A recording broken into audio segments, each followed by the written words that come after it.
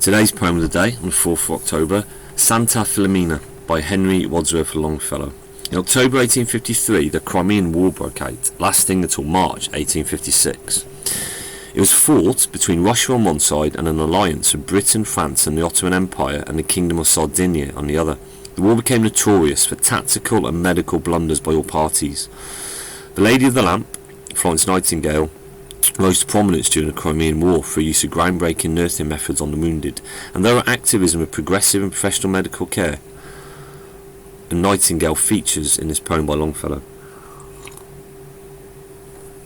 Though I would say, in Black History Month, you cannot talk about Florence Nightingale without talking about Mary Seacole.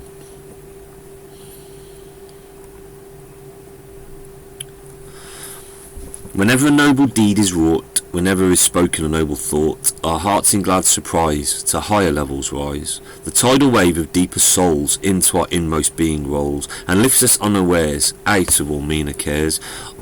Honour to those whose words or deeds thus help us in our daily needs, and by their overflow raise us from what is low. Thus thought I, as by night I read of the great army of the dead, the trenches cold and damp, the starved and frozen camp. The wounded from the battle plain in dreary hospitals of pain, the cheerless corridors, the cold and stony floors. Lo! In that house of misery, a lady with a lamp I see, pass through the glimmering gloom and flit from room to room, and slow as in a dream of bliss, the speechless sufferer turns to kiss her shadow as it falls upon the darkening walls, as if a door in heaven should be opened and then closed suddenly. The vision came and went, the line shone was spent, on England's annals through the long hereafter of her speech and song, that light its ray shall cast from portals of the past.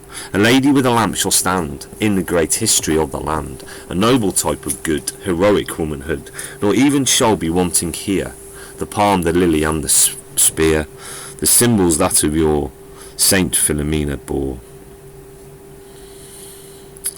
A lovely poem, and obviously Florence Nightingale was a great figure in British history. But in Black History Month, I think we should always be aware that Mary Seacole, a nurse of colour, did as some greater work, if not more so, for many reasons, and was sort of lost in history until very recently.